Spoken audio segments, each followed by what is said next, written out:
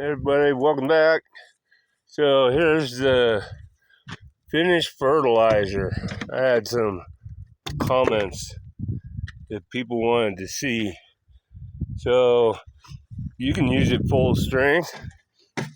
Should pull this off, and it's gonna get murky, but get some in there. And you can always add more water too. Get some of this stuff out of here. Woo, that don't smell so good. We'll come down here and try and give these tomatoes a jump start.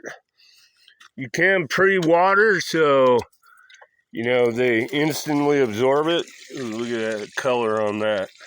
Woo, probably don't want to give it too much.